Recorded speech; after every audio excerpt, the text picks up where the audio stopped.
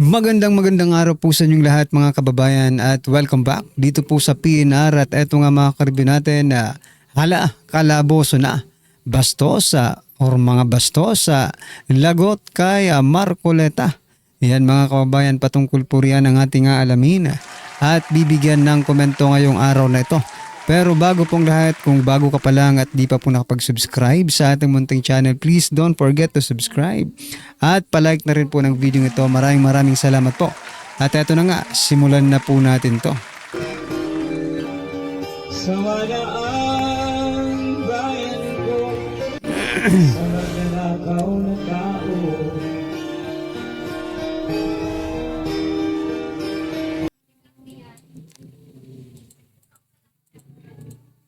So yan mga kababayan, bago po natin muling i-play ang video ito, pasadahan po muna natin ang mga nagte-trending na mga balita dito po sa mundo ng social media at unahin na nga po natin to. Ito pong si COMELEC Chairman George Garcia. Ito mga kababayan, ang balita patungkol po sa COMELEC. Sabi po dito ni Garcia, mula ngayon mukhang maliwanag na sadyang hindi matutuloy ang halalan natin para sa December 1. Nako. Uminit po ang tenga ng ating mga kababayan at sinasabing bakit hindi matutuloy? Dapat matuloy na po ito. Bakit daw? Kasi yung ibang mga barangay officials mga kababayan ay mukhang hindi na nagtatrabaho. At umaasa na lang dahil mai-extend na naman ang kanilang panunungkulan. Pinirmahan na ni Pangulong Ferdinand Bongbong Marcos Jr.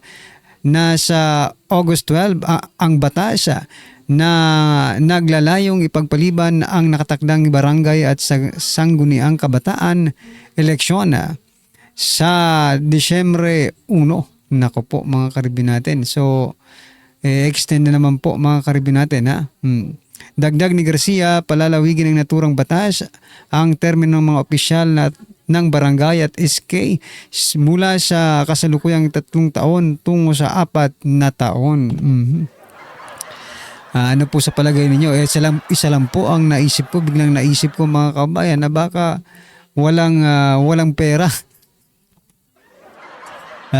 Hindi yata pagkakaperahan ang barangay election kasi wala namang gaanong pera po ang 'di ba? Sa barangay lang 'yan buti kung national malaki ang pera, 'di ba? Kahit talo na pwedeng manalo basta national, mga kababayan. Ay nako, Garcia. Well, anyway, ano po ang inyong masasabi diyan mga kababayan? I-comment nyo na lang po. At eto, pasadahan din po natin ang balitang ito. Nako, sabi po ito mga karibyo natin ito naman po ang balita. Mukhang nakakuha ng kakampi si Vice President Sara Duterte. Sabi po dito, IBP ruling ng ICC dapat respetuhin at sundin. Yan mga kababayan, palakpakan po natin. Ano ba itong IBP na ito? Ito po ang balita mga kababayan, opisyal na pahayag ng Integrated Bar of the Philippines kaugnay ng desisyon ng Korte Suprema sa kasong Duterte versus HOR kung saan idiniklarang walang bisa ang impeachment laban kay Vice President Sara Duterte. Ito pala yung ibig sabihin nun, Integrated Bar of the Philippines. Ayan. Ito siguro yung samahan ng mga attorney, mga kababayan. Naglabas ng opisyal na pahayag ang Integrated Bar of the Philippines kaugnay sa desisyon ng Korte Suprema sa kasong Duterte versus House of Representatives kung saan idineklara nitong walang bisa ang impeachment complaint laban kay Vice President Sara Duterte. Ayon sa IBP, ang desisyon ng Korte ay hindi simpleng judicial review lamang, kung hindi isang pag-iit ng enduring architecture of the constitutional order kung saan malinaw ang limitasyon ng kapangyarihan, ang papel ng bawat sangay ng mga at ang pananagutan sa proseso. Kinilala ng IBP ang natatanging kapangyarihan ng Kamara sa pagsisimula ng impeachment. Gayunman, iginiit din nitong bahagi ng tungkulin ng Korte Suprema na bigyang linaw ang mga usaping konstitusyonal kahit pa sa mga sensitibo o kontrobersyal na konteksto. Ayan mga kababayan, at nagbabala po ang IBP.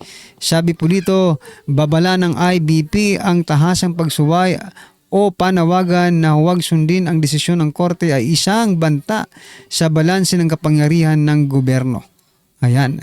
Kung bawat hindi pagkakasundo ng mga legal na desisyon ay magiging paanyaya para sa suway, mawawala ang batas bilang gabay ng kapangyarihan at siya pa ang magiging biktima nito.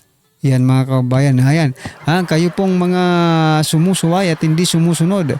Etong 4 sa Senado, may 4 na senador na ayaw respetuhin yung naging desisyon or naging ruling ng Supreme Court. Dito naman po sa Kamara, halos lahat siguro no? Bihira ka lang makakita sa House of Representatives, no? Na hindi or nasang-ayon sa ruling po ng Supreme Court. Halos lahat po ng mga senatongs ay nung mga congressman, mga kababayan ay against doon po sa naging ruling ng Supreme Court diyan po sa impeachment against Vice President Sara Duterte. Diba? Kakapal ng mukha. Supreme na nga, kataas-taasan na, ayaw pang sundin. Gusto nyo ba kayo ang maging kataas-taasan? Nako po. Anyway, eto pa mga kababayan, pasadahan din po natin itong si Jewel Chua. Sabi po dito sa balita, ito ang balita mga kababayan, pahayag ng UP College of Law sa Supreme Court ruling na isisama sa inihahaing motion for reconsideration. Nako talaga, oo. So, sabi nga dito sa ng ating mga kababayan, no? Supreme yan, UP ka lang. Diba? Oo nga eh. Bakit ba pinipilit nyo? Bakit kailangan nyo pang isama yan? Hindi nyo ba kayang gumawa ng ganyan? Jewel Chua, di ba? Nababahala sa Jewel Chua. Bakit kaya masyadong nababahala? Baka sabihin naman taong bayan. Di ba? Taong bayan na naman ang dahilan. Nako po. Ito pong balita mga kabayan, 2 hours ago mula po sa UNTV News and Rescue. Iminungkahi ni House Prosecutor Manila Representative Jewel Chua na isumiti ang pahayag ng University of the Philippines College of Law Faculty bilang annex sa motion for reconsideration na inihahain ng Kamara sa Korte Suprema. Kaugnay ito ng pagdeklarang unconstitutional ng Supreme Court sa Article of Impeachment na inihain sa Senado laban kay Vice President Sara Duterte. Hanggang ngayon talaga mga kababayan, ayaw po talagang sumuko ng mga kampon ni Tambaluslos. Ayaw po nilang sumuko mga karibin natin. Okay? Ano po ang inyong masasabi dyan kay Jewel Chua? Nako, ito may problema nga ito di ba? Sa yung kay Yorme, yung barangay hall. Yun dapat ang inaasikaso ng taong ito, hindi po yung impeachment mga karibin natin. Anyway, eto last po natin pag-uusapan bago po natin i-play yung video mga kababayan. Eto naman po, pag-usapan din po natin to. Sabi po dito, Romualdez, tumaas umano ang suporta mula sa mga taga Mindanao ayon kay Adyong. Nako talaga ba? Sige nga, kayo mga taga Mindanao. Sumusuporta na daw kayo kay Speaker Martin Romualdez ayon po dito kay Adyong. Mga taga Mindanao, tumaas ang suporta kay Romualdez ayon kay Adyong. Naniniwala sila na del Sur 1st District Representative Zia Alonto Adyong na patuloy na tumataas ang popularidad ni House Speaker. Tama, popular talaga si House Speaker, no? Popular na isang tambaluslos at buwaya dyan sa Kamara. popularidad ni House Speaker Martin Romualdez sa Mindanao base sa resulta ng Okta Research Survey. Nako, ito talagang Okta Research mga kababayan. Nakakadami na ito. Nakakarami na po itong Okta Research na ito. Hindi ka paniwala ang kanilang mga survey. Ano ba ito? Sino ba itong Okta Research na ito mga kababayan? At panay ang kanilang survey, ha? At mukhang kakaiba naman ang mga resulta ng kanilang mga survey. Ha? Sabi po dito, the numbers don't lie. Nako, diyan ka nagkakamali. Nowadays, numbers lie. Lie anyway, di ba? Bakit ko nasabing na nagsisinungaling po ang mga numerong yan? Ha? Unang-una mga karibin natin, sa national election natin, 2 pong nakapasok na wala pong numero. Di ba? Isipin nyo Kiko Pangilinan at Bam Aquino nakapasok sa top 10. Di ba? Top 5. Top 5 ba? Di ba? Bakit? Sige nga, sabihin nyo nga sa akin na the numbers don't lie doon. Sinungaling, mandaraya. Di ba? Yung mga nagsusurvey. Isipin nyo sa survey hindi pumapasok pero nag-number top 5. Ay nako. Kaya wag nyo kaming paandaran ng numbers don't lie. Sabi po dito, numbers don't lie. This means that more of our people in Mindanao appreciate what the House and Speaker Martin Romualdez are doing, no, to improve the lives of people. Ayon po kay Jong, mukhang kayo lang, no? Kayo lang pong mga congressman ang nag-i-improve yung mga buhay ninyo. Pero kung sasabihin yung mga mamamayan, mga ordinaryong Pilipino, nako, olats mga kababayan. Di ba? Anyway, ito mga karibin natin, pasadahan na po natin ang video ito. Sabi po dito, hindi nyo na ginalang ang Supreme Court. Senator Marcoleta binakbakan ang mga kongresista. Ito, pakinggan po natin ito at bigyan po natin ng reaksyon. Ito na po. Idineklarang labag sa saligang batas o unconstitutional ng Korte Suprema ang Articles of Impeachment laban kay Vice President Sara Duterte. Paliwanag ni Attorney Camille Ting, tagapagsalita ng Korte Suprema, bagong ika-4 na impeachment complaint na inaprobahan ng higit sa 1/3 na miyembro ng Kamara, may 3 reklamo ang nauna pero hindi inaksyonan. Kasabay nito, nilinaw ng Korte Suprema na hindi naman ito nangangahulugang inabuswelto nila si VP Sara. Ang desisyon isinulat ni Supreme Court Associate Justice Marvic Leonen, kung sa nilinaw rin ito na lahat ng impeachment proceedings ay subject sa judicial review. Hindi rin naman maituturing na purely political proceedings ito dahil ang karapatan sa due process at speedy disposition ng kaso ay aplikable sa impeachment process. Nagpasalamat naman ang kampo ni VP Sara sa desisyon ng Korte Suprema. Sa isang pahayag, sabi ng kanyang defense team, patunay lang ito sa kanilang paninindigan na labag sa konstitusyon ang 4th impeachment complaint. Tinatanggap po namin at nagpapasakop kami sa inyong pagdidesisyon. Ganun lang kasimple. Opo. Sa yung isa. Huwag nyo kami. Pakialam. Didiskarte pa kami sapagkat yan ay trabaho namin. Isipin mo merong apat na hinihingi ang Korte Suprema. Opo. Mula sa 10 yata yun, hindi ko nagkakamali. 4 doon ay sinagot nila ng pabalang. Ganun Solicitor po ba? General ito, halimbawa, wala lang sa akin yung listahan. 4 ito eh. Opo. Sabi doon sa isa, in relation to the articles of impeachment submitted to the Senate,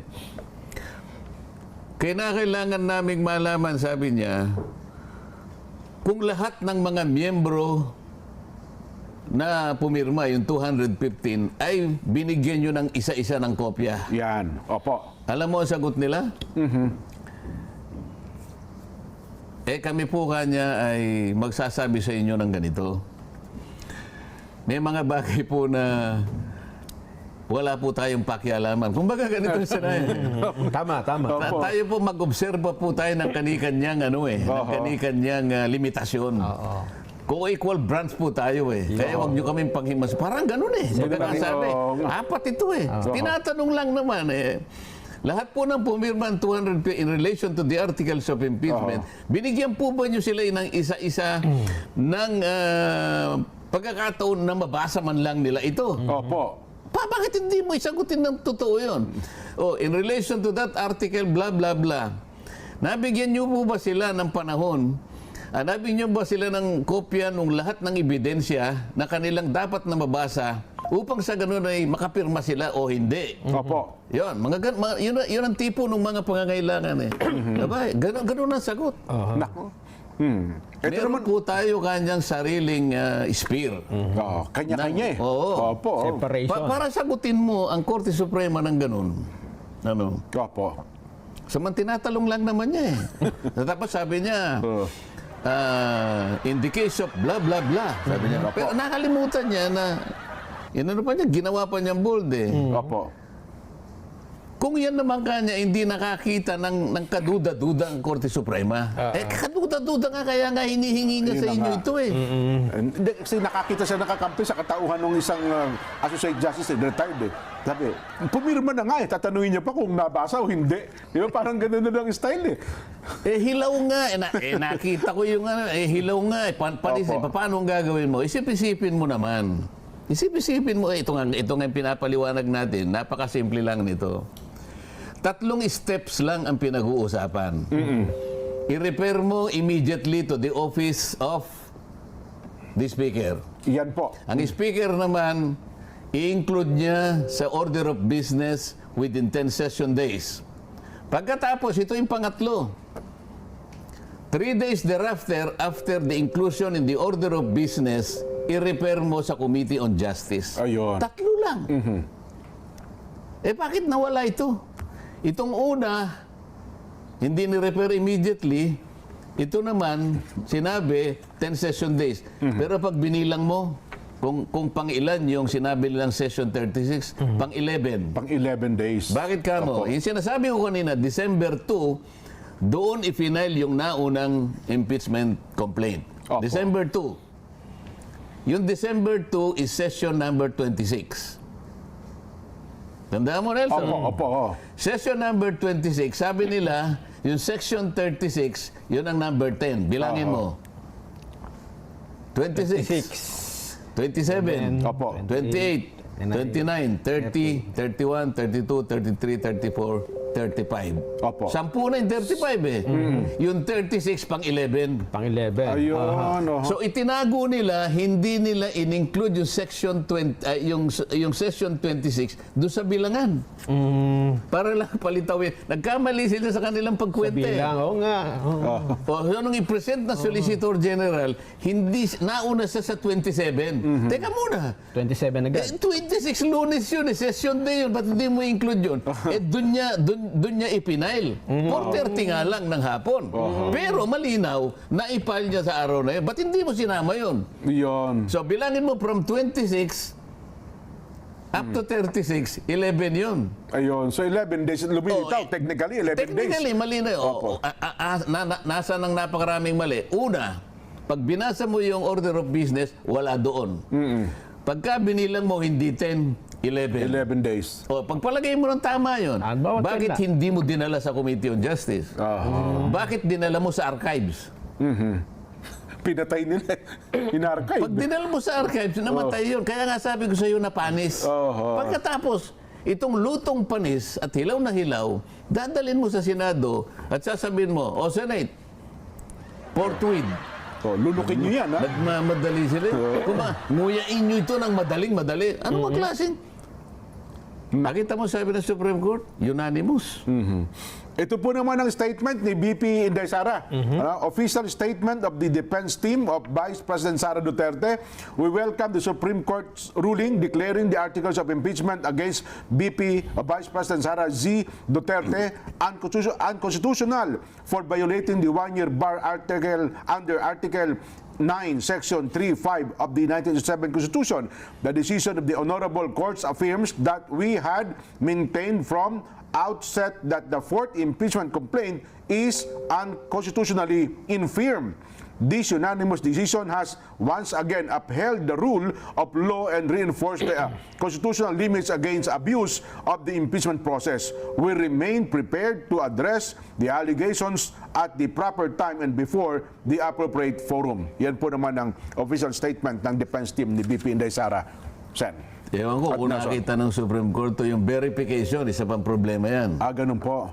Oh. Kapag binasa mo yung impeachment complaint na ginawa nila, 32 pages yan, Jen. Yung last page, 32 pages, nakalagay, subscribed and verified before me. Sabi, ang nagsasalita si Secretary General Reginald Velasco. Subscribed and verified before me. Ayan, ganyan, ha? Na itong mga signatories are known to me and they're all members of the House of Representatives. Okay. And all of them signed this impeachment complaint consisting of 32 pages. Hindi verification yun. Hindi ba kung Sa mga abogado, tawag doon jurat.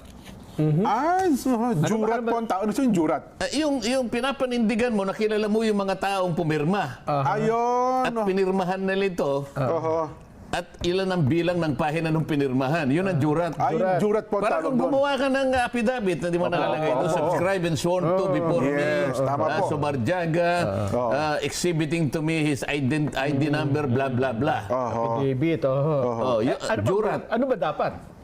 Abay, na kailangan verification verified complaint yun Ito na naman nasa section, nasa section 14, kung di ako nagkakamali, ng House Impeachment Rules.